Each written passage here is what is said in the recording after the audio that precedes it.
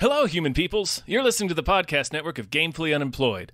Support us and gain access to great exclusive podcasts like Fox Mulder is a Maniac, Tom and Jeff Watch Batman, Star Trek The Next Futurama, and our latest show, Spiel Boys. Head over to patreon.com/gamefullyunemployed. We do game streaming, movie nights with our patrons every Friday night, and you can even commission your own podcast about anything you want. Literally anything, within reason, and we have to do it. You are quite frankly out of excuses not to go visit patreon.com/gamefullyunemployed. That's patreon.com/GAMEFULLY unemployed, which is spelled like it sounds.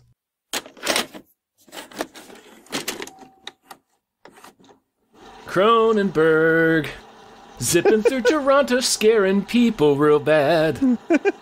Cronenberg. Hey, hello, everyone. My name is David Bell. My name is Tom Ryman. And we just watched Dead Ringers. Dead Ringers. The magic of Cronenberg. They're corpses you bring in as closers in the bottom of the ninth to win the game for you. Oh, yeah, okay. Doctor, I think there's something wrong with you. Patients are getting strange. What are they? For working on mutant women. From David Cronenberg, who in The Fly made the fantastic real. Get him out of here! Radical technology was required. Something radical is definitely required. Now, David Cronenberg makes reality the ultimate fantasy.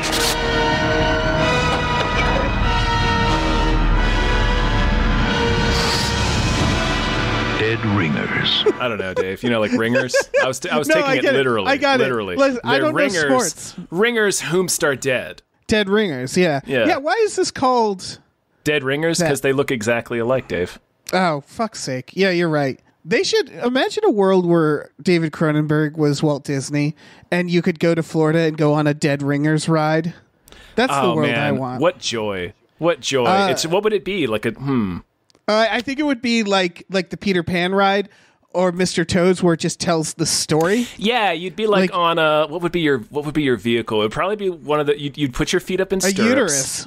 Yeah, it would be you'd have put your feet up in stirrups. You'd just be in an OBGYN exam chair and you'd be zipping around like the Peter Pan ride, just looking at animatronics tell the events of David Cronenberg's 1989 film Dead Ringers. Yeah. So I think it's 89. 80, it feels like 89. It was 88 or 89. Big thank you to Steven. Thank you. Who decided to have us watch this Cronenberg film, which I had not watched. This is one of my... Thank you, Steven. Yeah, this is one of my films that's been on my list for years and years. So yeah, genuine thank you for finally giving me no more excuses to avoid watching this movie. 88, Absolutely. It looks like 88, so. Yeah, because let me tell you, Tom, a Cronenberg film about Jeremy Irons as a gynecologist twin gynecologists, Dave. Identical twin gynecologists. That is a bleak offer. That is a bitter pill to swallow, which is why it's the same reason I haven't seen Room yet. It's every time it's on my list, just like Dead Ringers, been on my list for years now. But every time I'm like sitting down with two free hours and I'm looking at it, I'm like, I don't know if I can take this right now. Right. Like I feel like I have to spend a day sad? Preparing. And I will say that it is not intense in the way that I expected it to be. Same. But it was still intense and made me very sad. Yeah, well, that's the first thing I wanted to talk about is first of all, what much of a nightmare would it be to be a woman and you walk into the gynecologist and it's Jeremy Irons and it's fucking 1988 Jeremy Irons, like 32-year-old Jeremy Irons with his sex lizard hair. Yeah, Jeremy Irons was fucking back then. I mean, he's probably fucking now. Probably right this second. But like, this is like Jeremy Irons, like peak fuck years for Jeremy Irons. He's like, with his Gordon Gekko hair and his pinky ring. Yeah. Oh my gosh. I would leave. You would leave. You'd be like, I need to find another doctor. Yeah. And to extend, for people who don't know the plot, to extend this plot by making you feel like really like, oh, fuck. It's Jeremy Irons as a gynecologist who gets a pill addiction and becomes convinced that women, their anatomy, they're becoming mutants, and creates specialized David Cronenberg instruments to do God knows what to these women, right? Yes. And like, I don't know about you, but I was just sitting there white knuckling it, like, man, be cool, man, be cool. No, and let me tell you, I looked up the parental guide. I cheated. Okay. I cheated a little bit because when he brings his diagrams for his new instruments to do exams on mutant women, is what he says. I pressed pause and I was like, let me look at the parental guide for this. Yeah, absolutely. Yeah, it was a white knuckle experience otherwise. Yeah, it really was. And like, how fucking loud is this movie gonna get? Right. And in terms of like a trigger warning, surprisingly, nothing. No women get really harmed. Like there's one part where he's giving an uncomfortable, like a painful exam to a woman using a tool that he's not supposed to. Right, he's using he's basically using a display speculum, essentially. Yeah. And the woman is like, that kind of hurts, and he freaks out, and that's like the extent of it. That's as bad as it gets. And so I think that's important to note is that besides that scene, it really seems like women are going to be harmed in the making of this film. And it's not actually about that. And I think Cronenberg knew that. Like, I think Cronenberg, he must have known right away to cast Jeremy Irons as a gynecologist, as an OBGYN. It's just like, yeah, of course that's uncomfortable for everyone. Like, that's a terrifying prospect. This is, what era is this? This is Dangerous Liaisons era, right? Or wait, was that him, or I get that? I don't know. Is that actually Irons, or is that Malkovich? I know Malkovich is in that. So shit. Okay, so which one am I thinking of? Damn, I'm trying to think. He had done. I don't know. Anyway, this is like, this is when he's pure just sex lizard era. Jeremy Irons. Yeah. And also, David Cronenberg is aware of who he himself is. Like, Cronenberg is aware of his reputation. Certainly in 1988, he's already made Videodrome. He's already made The Fly. He's already made, what's that called? Rabid. He's already made Scanners. He knows that when people go to see his movie, they're in the back of their, not even in the back of their mind, like they know it's a distinct possibility some incredibly fucked up shit is going to happen. Yeah, I mean, the beginning credits are the most Cronenberg credits ever. They're just like anatomy drawings. Yeah. And it's just anatomy illustrations of anatomy and instruments. Right. Here's the surprising thing is, along with like what we're saying about the level of violence and harm, it's not that grotesque of a movie either. It's mostly a drama. No. It's like a psychological drama. Yeah. It's actually, it feels like his least gross movie. Which there's a couple of moments where it's like, oh, that's very Cronenberg of you. But it's generally just Jeremy Irons acting his heart out as these twin brothers. He's really good. He's so good. He's so good in it. They do a thing where they have, the two brothers are named Beverly and Elliot, and true to the convention of their naming, Elliot is like, basically Elliot's the dad and Beverly's the mom. Basically, Elliot is kind of the asshole and Beverly's the sensitive one. Right. And they have Elliot wear a pinky ring so that there's like a physical way to tell them apart, but it's really not even necessary. Like, I didn't even notice it until halfway through the film, because the way he plays the two brothers is so distinctly different that you know within 10 seconds which brother it is. Absolutely. Like, they do, they dress slightly different, but they dress their hair different. Is the same. Yeah. It really does come down to the fact that Jeremy Irons is playing two distinct characters.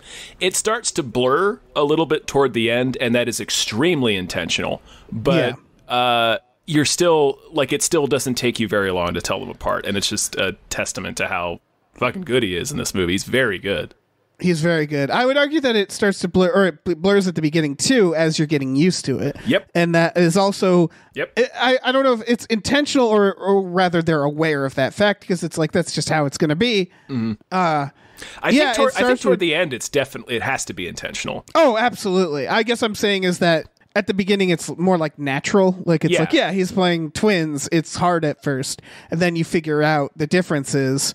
I guess I just don't know if it's intentional at the beginning or if it's just, twin stuff.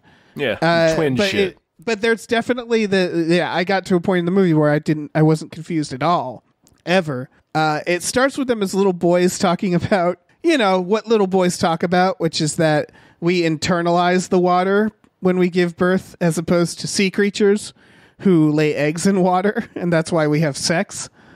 And they're just the creepiest children, is the point. They're real strange. They're real strangers.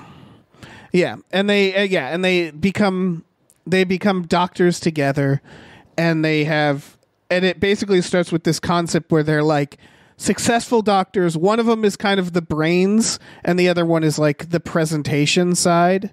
Yeah, Beverly is very much the one. He's the smarter one, and Elliot's like he's like the face of their operation. He still knows his shit, but Beverly is like the real bookworm guy, and he's the real sensitive guy. He's real kind of socially awkward. Yeah. As he words it later, which I wrote down, he's the one who slaves over the hot snatches. It's like, what a line. What an incredible line. What a scene. What a scene. It's Jeremy Irons trying to quietly usher a drunk Jeremy Irons off of the stage at a huge at a speech during like a huge gala in Jeremy Irons' honor. Yeah. Jeremy Irons arguing with Jeremy Irons not to make a scene at a party for Jeremy Irons. Fucking wild. So like at the start, they're kind of doing it's like a reverse Prestige, where we seeing it from their perspective. They often apparently pretend to be the same person or switch off. They switch off, yeah. Yeah, because it's almost the same. It really encapsulates their relationship where one of them is the sensitive guy and the other one is like the fuck dragon. And so like they're like dating the same woman and certainly not telling her. No, and we definitely get the sense that this is a thing they do. Yeah. There's a conversation they have later where Elliot's like, listen, if it wasn't for me, you would still be a virgin. Like, I'm the only reason you have any interaction with other human beings aside from just me. So, right. Yeah. So, and it's an actress that they met in the office by telling her she can't have kids, and then they really hit it off. And this is, I guess, important. She has 3 cervixes. Like 3 cervix heads, I think is the way they describe it. I don't know, and we're probably that I don't even know if what we're saying is medically accurate. But the point is she has a type of very rare anomaly where she can't bear children. Right. But like Beverly becomes a little like I think I think it's Beverly, where he's a little like obsessed with just the fact that she has this unique thing. Like it interests him as a medical curiosity. Yeah, as he says, they should make beauty contests for the insides of people. Yeah. To which, if someone says that, you call the police. Mm-hmm. But I get it in the sense that he's medically fascinated by the human body, and it's like, sure, man, I guess that's all right. They're doing their little Miles and Frasier act, like they're just fancy brothers, fucking their way around very town. Fancy. I love that Elliot loves to watch Lifestyles of the Rich and Famous. Of course, yeah, that was great. I mean, it informs his character. Like we say, he's the showman. He's the front facing part of they're like very famous, not just for being twin brothers who are accomplished doctors and have their own practice, but they developed this like revolutionary piece of equipment. Right. They're famous in the medical field for sure. Yeah. Yeah, and they're really rich. We didn't mention that already, did we? Fuck. I don't think we did. And then I don't know if we mentioned that the lady. I finished watching this movie and was thrown clear. So yeah, I'm still collecting my thoughts. Absolutely, yeah. God damn. The lady is a German actress, I believe. An actress. She's working on a miniseries that seems awesome from the right. Like she's like reading the lines. The lines we hear him read are she's handcuffed to some other dude while there's like a computer code that needs to be entered to stop a bomb. I'm like, I want to watch this miniseries. Yeah, this sounds great. And when there's a scene later where Elliot goes to visit her and she's getting her makeup done and it's clear like action movie makeup. It's because it's like bruises and cuts and stuff. I'm like, I want to watch this movie. Yeah, whatever it is awesome. So what's his name? Beverly? Beverly, yeah, he's the sensitive brother. Yeah, he basically falls in love with this woman. They grow a relationship, but she, to her credit, almost instantly, like you think, okay, I know what this is going to be. But she immediately is just she figures it out immediately. Yeah, you guys are both fucking me, aren't you? Like she sits them down at dinner. She learns he has a twin and immediately is like, oh, like 17 alarm bells start ringing in her head because they have a conversation. Basically, what happens is Elliot goes to see her after she comes to the office for drinks that night, and they end up having sex. And then the next day, she wants to see him again, but she still thinks it's Beverly. So Elliot's like, well, basically, I warmed her up for her, so you get in there. And Beverly starts to like her. And as they keep seeing each other, she mentions to him that she thinks he might be schizophrenic, and she's got it wrong. But because she's like, you seem like two different people. Right. So as soon as she learns that he has a twin brother that he didn't tell her about, she's like, oh, you've both been fucking me. Yeah. She figures it out so fast. Yeah. Oh, yeah. Is she? And I guess she would. Yeah. Like you. Yeah. And so she fucks right off. Mm-hmm. She's like, no, none of this. After she calls Jeremy Irons, she calls Elliot Dracula. Yeah, which is great. The most appropriate thing that's ever been said about Jeremy Irons. Yeah, absolutely. And so like there's a little bit of rock bottom. That's where I think he gets drunk at the gala. That's where he gets drunk at the gala, yeah. And she eventually takes him back because she clearly likes him as well. She's still not in a great place. She's not happy. She's wounded herself because she's devastated by the revelation that she can't have children. And we learn like it's been a huge issue for her. She has this reputation as an actress for being promiscuous, and then we learn it has to do with the way she feels about not being able to bear children. She was just like, she wants children so bad. So they have this connection in terms of they both feel like Beverly doesn't feel like a complete, like he's very lonely and doesn't feel like a complete person. So it's like they're codependent in terms of their trauma, I think. But they have an attraction that's based on trauma. Yeah, the movie is doing a good job with these bad decisions being made. Yeah, at like making. Yeah, they're very flawed people. They're kind of broken people in a lot of ways. They're extremely specifically Beverly, because Beverly, we learn, I think. One of the points of the movie, one of the big ideas of the movie is they bring up the famed conjoined twins Chang and Ang a lot. That's like a recurring theme in the film. And I think one of the ideas of the movie is that Beverly and Elliot are conjoined, just not physically. And like Beverly is completely dependent on Elliot. And in a lot of subtler ways, Elliot is dependent on Beverly. It's just more obvious. Yeah, he has a very Cronenberg dream where he wakes up conjoined to his twin, and then the what's the lady's name? I keep forgetting her name. Claire, and then Claire bites them apart. Yeah, it's one of those where he has the dream and he wakes up and it's one of those like, oh gee, I wonder what that meant. It's like no, like there's no question what that meant kind of moment. Yeah, where it's like that is a very direct dream I just had. That is an unsubtle metaphor, and that's. Yeah, and that actually sparks. She gives him a pill. Yeah, she's sort of a functioning addict. Like she's on a lot of different medications, but she kind of very pithily describes it as an occupational hazard later on. It's just like she's aware she has a problem, but she's kind of managing it, at least for the time being. Beverly has never taken drugs before in his life. No, so he really. He jumps right in the deep end. He jumps right in the deep end. Yeah. Because he's a doctor who can write himself prescriptions. Yeah, that's the life right there.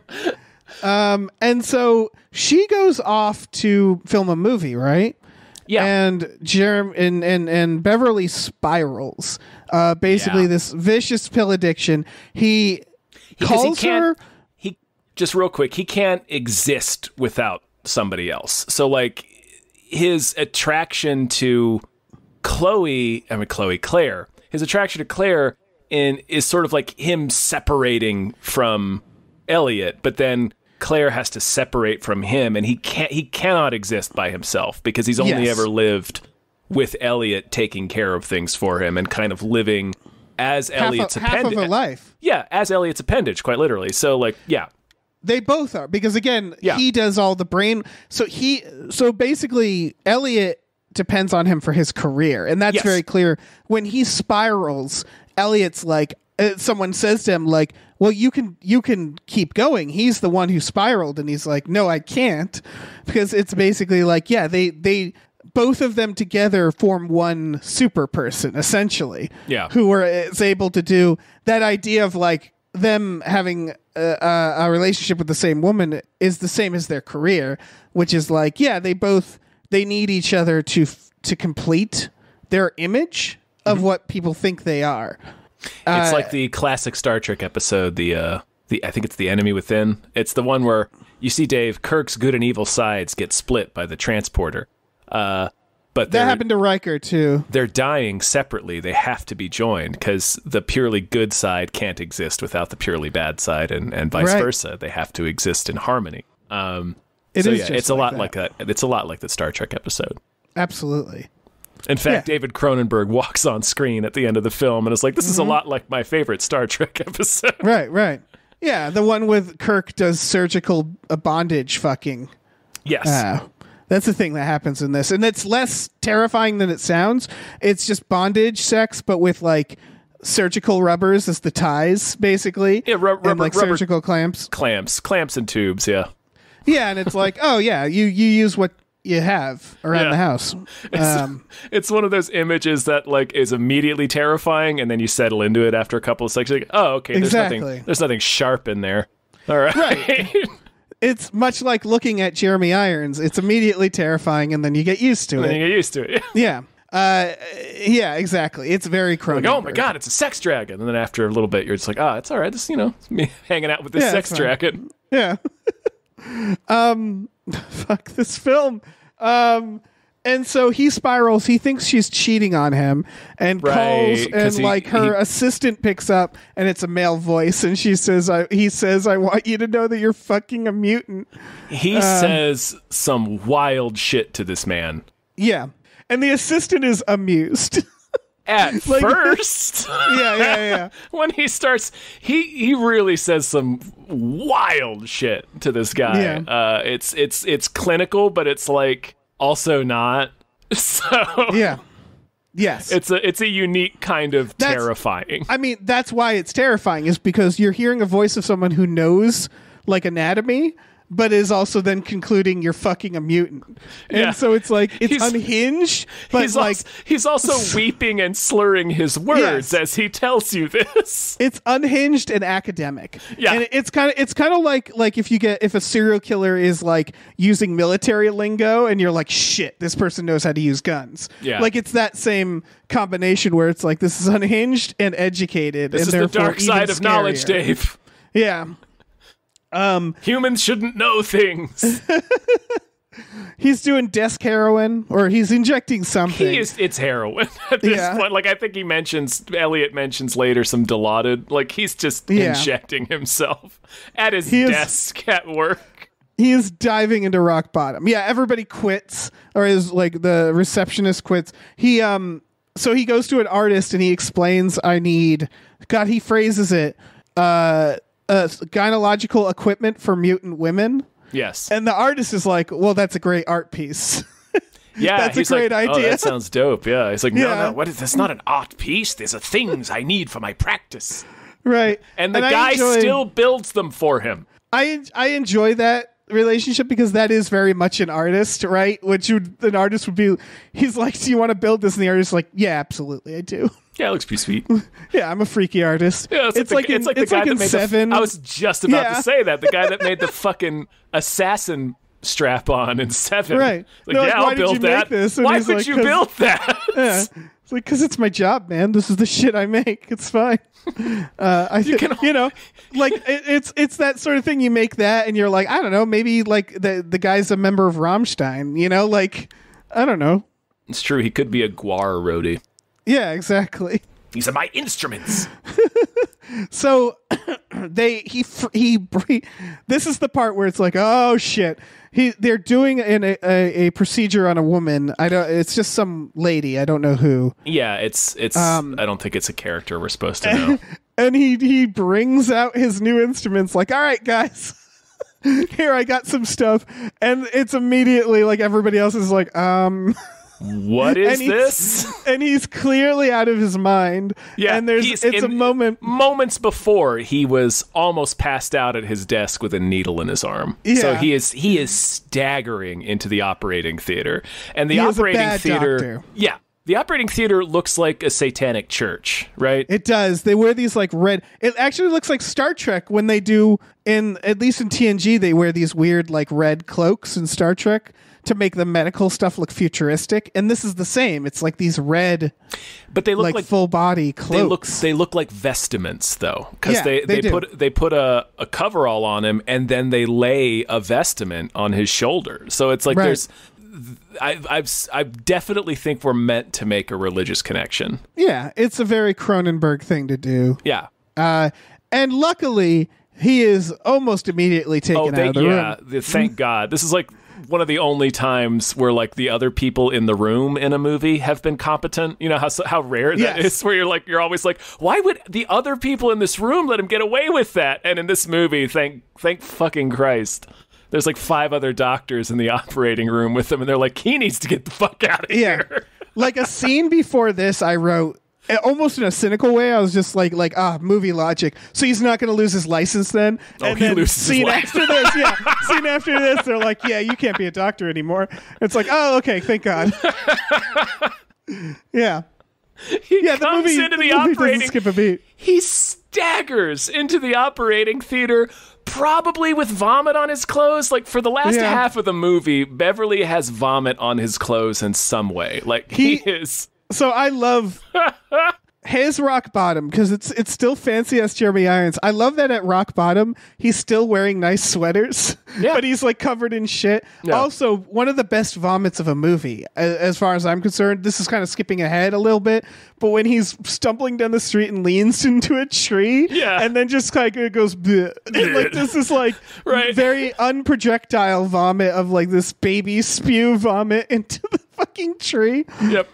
Again, this is Jeremy Irons killing it. He is incredible in this. Yeah. It's vomit-soaked Jeremy Irons staggering into an operating theater. Give me my instruments. I love because after they're like, they don't, I think it's, they don't like pull his license. They're just like, you're under review. You're where the police are involved. Like he's essentially lost his license. They basically say, Elliot tries to cover for, he goes to medical board posing as Beverly, but when he gets back, he's like, I don't think, Beverly's like out of his mind at this point. Elliot's like, I don't think they fell for it. I think they knew it was me. They're not taking away our license, but we cannot practice anymore. Yeah. He says something like, I've been working a lot lately. I'm overworked. And it's like, so that explains the H.R. Giger equipment then? These fucking extraterrestrial torture devices you brought into an operating theater? Yeah. Imagine David Cronenberg designed gynecology equipment. Like that's what it is. That's what it is. Exactly what you're picturing. That's what it is. David Cronenberg, who is, as far as I know, does not have any medical training. Yeah. So just Cronenberg waking up and drawing pictures of medical devices based on a dream he just had. That's what these things look like. Yeah. So at this point, like one of them just looks like a silver turd on a stick. It does. I don't know what that thing is for. I don't know. I don't want to know. I never want to know. I never want to know what purpose he imagined for that instrument. All right. So he briefly, his brother, he tries to help him like kick, but this is where things get weird. Is his brother starts taking drugs too? Yes. To like that's the. it's the conjoined idea. It's the idea to that like synchronize himself. That's it. Yeah, it's exactly what he says. It's like Elliot is also not a whole person, so he thinks the only way he can help his brother kick is if he also gets himself hooked on drugs, and then they can kick together. So he is destroying his own life to match back up with his brothers so that they can be in sync again. It's amazing. It's the same technique of if you see someone like at the bottom of a pool, what you do is you exhale all your breath and then get in the bottom of the pool with them. And then that'll work out. Well, then you can lift him back out. Yeah. Yeah. So you sync yourself, Dave, so that way you can grab him and drag him out. Exactly. Yeah, so he basically just develops a vicious drug addiction as well. But in like a record time. It's like in that Seinfeld episode. Yeah. Yeah. Where Kramer smokes like 100 cartons of cigarettes in like a month. Right. Yeah, it's someone trying to hit rock bottom. Yeah. So he's not taking any detours. He's just directly pointed at rock bottom. It's like the Great American Toy Run of heroin addiction. Like he's trying to get completely hopelessly addicted to heroin in as quick a time as possible. Right. Briefly, Beverly leaves to see Claire again. And he like spends a night with her, and it's just he's just a mess. He's horribly addicted. And so that's kind of the last he sees her. Yeah. The office is now, they're like living in the office, and it's like it's Fear and Loathing in Las Vegas. Like it's their hotel room from that. It is madness. Yeah. And they are living their best life, eating cake and doing heroin. Eating cake with their fists. Yeah, I love when he's just like, "You want some cake?" And he's like, "Ooh, yes." Yeah, and I would like some cake and some orange pop. Yep, two drugged out Jeremy Irons eating cake together, and it was like, this is delightful. And then he starts weeping because there's no ice cream. Yeah. So it's not going Jeremy great. Irons eating cake with his fist and crying because there's no ice cream. Right. And so their plan is to detox on Monday.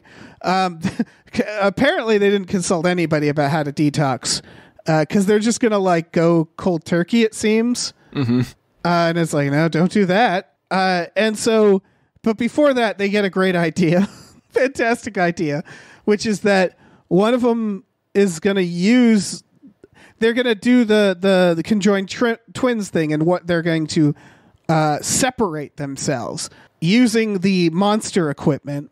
And what that means is basically that Beverly performs surgery on Elliot. Is that his name? Yeah. Yeah. And kills him. Yeah.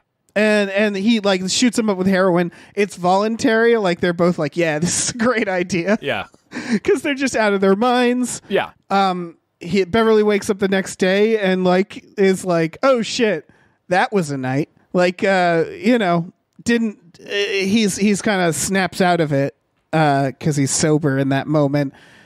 He goes out, he calls Claire one more time, hears her voice, goes back home, and just dies with his brother of, I believe, withdrawal. Probably, yeah. Yeah. And then the movie ends. Yeah. His brother who's held like, and that's what we mean about like the surgical equipment is when you see it, you're like, oh, I don't like that that's in this movie. And then when it gets actually used, it's not for the thing you assumed it would. And it's like, you're kind of thankful, but also it's still a wicked bummer. Yeah. It's also mostly off screen, which is another thing that's, yeah. You just kind of see, you see him kind of, you don't even really see it. You see like the motion of him sticking his brother with a surgical instrument, and you see some blood, and then you just see like his dead body in the background the following morning. Yeah. With his chest cavity splayed open. Wide open, yeah. And I think that's like, because, I think that's like a womb reference. And, like when the last shot of the movie is Elliot's dead, and he's got like a blanket covering him, but Beverly's curled up in his dead brother's lap like a child. Well, you know what it looks like? Yeah. The first thing in the beginning credits, which is two kids in a womb. Yeah. They're in the womb together. Mm-hmm. Yeah, we never even asked each other how we liked this movie. It's true, we didn't. We just went right past that. Yeah. I mean, I liked it. It's real good. I liked it. It's real good. I'm probably never going to watch it again. Yeah, it occupies that Requiem for a Dream space where it's like, God damn. I'm glad I watched it. I want to never forget it, but I also never want to see it. Yeah, how could I forget this movie? It legitimately gave me, because Jeremy Irons, he's not a bad actor. I love Die Hard with a Vengeance. I like Scar. I think in real life he seems like kind of a prick, but that's besides the point. And maybe there's more to it than that, but I'm just telling my perception of Jeremy Irons was that like, oh yeah, he's like the villain guy. This kind of brought him to a new level for me. Like I had never really seen Jeremy Irons do a performance like this. And it was like, oh fuck, okay, this is why. Like it's that sort of thing is like it reminds me, they're not the same people, but like I feel like in a decade from now, people are going to be scratching their heads like, why is Jeremy Renner a thing? Because they will not have seen like The Hurt Locker or The Town. You know what I mean? Yeah. Where it's like it's that thing where these actors, they have these like amazing performances and then maybe they relax a little. Yeah. And this is that where it's like, I can see why you do a performance like this and go, okay, I'm not going to go that hard ever again. Well, he wins an Oscar like 2 years after this. For what? What was that for? Now I gotta look that up. I don't know. I guess what I'm saying is I'm not that familiar with the work of Jeremy Irons. That's fair. I mean, he's been in movies for a long ass time, and like it feels like he's been kicking back. Reversal of Fortune. Okay. Yeah. See, and I'm sure he goes hard in other movies, and he always seemed like a good actor. It was just watching this, I was like, oh fuck, this is a fucking performance. He's fantastic. Everybody's fantastic. Yeah. I think this is a good film. It was a little slow at first. And like in its core, it's just about like two guys who suck. Like, I know it's not just about that. It's about, but like, you're watching two guys that you don't particularly like self-destruct. And I know there's more. Yeah, again, there's more to it than that, but that's like the surface level what you're watching. Yeah. And it's like, man, I'm depressed. Yeah, it's a real fucking bummer of a movie. Yeah. It's about, I think, there's the idea of codependency is pretty prevalent throughout the film. Yeah, I would say that is what it's about. Yeah, like, that's firmly what it's about. Codependency through addiction and through trauma. Yeah. I think, I mean, and the with the overall sort of metaphor of conjoined twins, or the idea of codependency to the point where you're literally physically joined, right? And how that's represented in Cronenberg's mind and in this movie by conjoined twins, and that whole idea, like, that's definitely what it's about, I think. Yeah, and it makes sense that they're obsessed with the womb. They're obsessed with reproductive parts of women, because they feel like they're always in the womb together, essentially. Mm-hmm.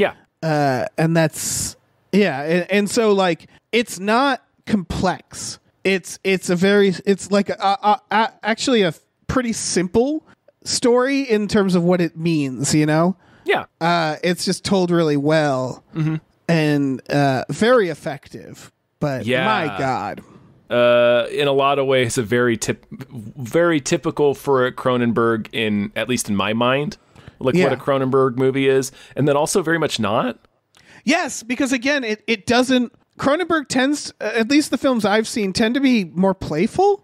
Like, they tend to be more like grotesque, but based off of at least the plot itself, based off something a little more like sci-fi, or like. It's more real. It feels like very real for Cronenberg. He tends to make more genre films, I feel like maybe that's what you're getting at. Yeah, this is just a drama. Yeah.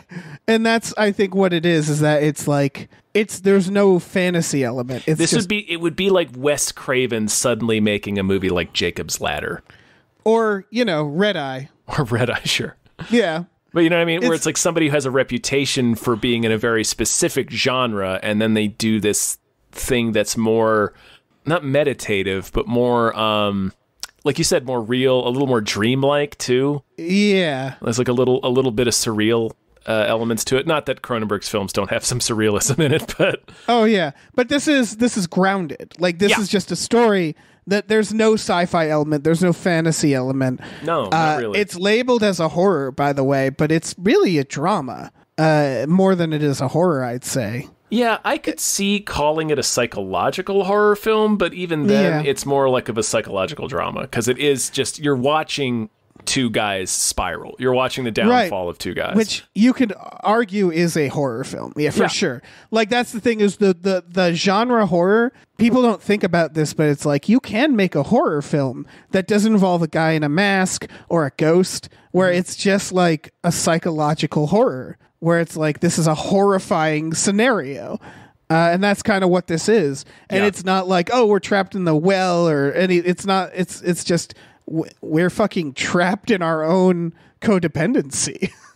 Yeah. And it's two people spiraling because of that. And good God. It's unsettling. It's like, it's like someone it's like looking at somebody whose smile is just a little too wide. Yeah. There's like a subtle disquieting feeling throughout the entire movie, and part of it is white knuckling your way through it, because you know this is a David Cronenberg film about gynecologists, so you're like, Jesus Christ, what am I going to see? Yeah. But even then, like, even when you don't actually see anything that's outrageous or grotesque or anything like that, it's still like just a like somebody turned like the simmer on the disturbing knob and just left it at a simmer for the entire movie. Yeah, all right. Here, I'm going to make a weird analogy. It's like if you watched the new Jackass film and Knoxville got all ready to do a stunt, and then the stunt was that he like ruined his relationship with his mom. And you're like, well, that's not the stunt I expected, and now I feel bad. Yeah. Where it's like, I expected something more like grotesque in still a disturbing way, and then it was like, oh, you went after like my soul. Like you decided to make me feel sad, Cronenberg. You stabbed me in the heart. Yeah. Like, what the fuck, man? I didn't expect that. Yeah. It's very good. I do think I like this film. Oh, 100%. It's definitely, I'm going to go over, I'm going to put it on the shelf next to Boys Don't Cry and Requiem for a Dream. Yeah. Like, you stay right there on that shelf. I always know where you are. Yeah. I'm glad I watched you. Never want to see you again. It's like most Aronofsky movies for me. Yeah, pretty much. On the shelf next to Requiem for a Dream. Yeah. The Wrestler. Nah, man. Black Swan. Yeah. Now, I watch Noah like once a week. Oh, of course. Yeah, you got to watch Noah. But yeah, you're right. Now, Aronofsky is very much that. And like, again, it's like, that was good. I feel sad. Yep. So like... my soul is depleted now. Yeah, exactly. Like, that cost me something. Yeah. I can feel it. I paid a price for that. Yeah. Was it worth it? I'm not sure yet. It wasn't just the $3.99 I spent to rent it. All right. Oh man, Dead Ringers. Yeah, it really is good. Like, if you're into films, see it. It's just it's one of those films like we talked about, like Room, where it's like, when are you going to sit down and watch Dead Ringers? Like, when are you going to have a quiet evening and put on Dead Ringers? It is good. Make some dinner, make a nice pasta, sit with a glass of wine and watch Dead Ringers. Just put my feet up. Yeah. I watched this on a Saturday morning, Dave. Yeah, I did it to wake up. That's what I did. Up, kids were playing, birds were singing, and I'm inside underneath a blanket watching Dead Ringers. Would it shock you to learn that this is based on a true story, Dave? Is the word based doing a lot of work there? Please tell me it is. Yes. Okay, good. But there were two famous identical twin brother gynecologists, and they did die together in the apartment they shared. It was a sty, and one of them definitely died of an overdose. I think the other one was like unclear. But the rest of it is I think the movie is credits a book called Twins, which is a fictionalized adaptation of that true story. Oh, he should have called it Twins. He should have called it Twins. What if that's what confusing. Twins was? What if just do Dead Ringers, change nothing except have Beverly and Elliot played by Arnold Schwarzenegger and Danny DeVito? Yes, Oh my God, yes. And nobody, it's same line, so they would all still be talking about how identical they were. And right. Which one would be Elliot and which one would be Beverly? That's kind of tough, actually. That is kind of tough. You know what? I think Schwarzenegger is Beverly. I think so. If it's the same dynamic as twins, he's Beverly. Yeah. He's the sweetheart. He's the sweetheart, and DeVito's the one trying to run a scam. They still sleep with the same woman who doesn't realize Who can't tell them apart. Yeah. Sometimes it seems like you're two different people. Holy shit! I want that movie. I want Dead Ringers with Danny DeVito and Arnold Schwarzenegger. Holy shit! Now that's a film. Oh fuck! I'm glad we landed on that. It made it all worth it. Yeah. I mean, the movie was already good, but oh yes. Hey, I'm glad we steered the discussion into a place of joy. I'm glad we could get joy from this. Yeah, because man, that is very good film. But whew. Yeah, it's a ride. It's a real ride. It's a heavy movie. Yeah. I got nothing else that I want to say about it. I know they're remaking it as a mini-series. No, you don't need more of it. You don't need it longer.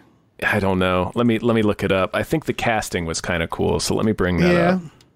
Okay. I mean, that's one thing I want to say is for something that was made in the 80s, I know it's not complex, but the twin effects are very good. Yeah. It feels like there was a budget there because they were clearly doing like motion control shots. Like it's not cheesy. It's an effect. Like it's clearly like a sophisticated effect for the time, which is wild that it went to making this movie. Yeah. No, the twin effects are very good. It's never like the corny split screen of another classic Star Trek episode. Shit, now I've forgotten what that's called. You guys know, the one where evil Spock has a goatee. Anyway. Yeah. Rachel Weisz is going to be the twins. Holy shit. Mm-hmm. Well, yeah, absolutely. Yeah, see, there you go. Like, I remember there was something about it where I was like, oh, really? That's great. Yeah, I want that. Yeah. Fuck. That's, oh, man. Yeah, it's pretty cool. Yeah, it's pretty cool. Yeah. But yeah, this is, man, what a solid performance by Scar. Yeah, Scar kills it. He's killing it, man. Yeah. He should be king. Yeah, absolutely. He did the right thing. Yeah. Yeah. Hashtag Scar was right. Yeah, obviously. Yeah. All right. Well. Yeah, I got nothing else. Yeah. Steven, thank you so much for this. This was great. I enjoyed it. This was done through our Patreon. If you go to patreon.com/gamefullyunemployed, you can commission We Just Watched episodes or specialized podcasts, but also for just $5 a month, you get access to a bunch of exclusive podcasts like Tom and Jeff Watch Batman, Fox Mulder is a Maniac, Star Trek The Next Futurama, and Spielboys. For a little more, we watch movies every Friday night with our patrons. We watched Desperate Measures and Mouse Hunt. Yeah, we did. Last time. So that's a little taste for you. Yeah. Wet your beaks on that. Yeah. Check it out. Yeah, we also have a store. Head over to gamefullyunemployed.com where you can find a link to our Teespring store where we have all kinds of cool original artwork and designs you can get on t-shirts, mugs, stickers, posters, all kinds of things. So check that out. Absolutely. And get watch one for you and your twin brother. Yeah. And I don't know, do they sell this Cronenberg equipment anywhere? Like as a his instruments? I'm sure they do. It would be in Cronenberg world in the gift shops outside the Dead Ringers ride. Cronenberg. That's what you'd call it. Yeah. That is, it was right there.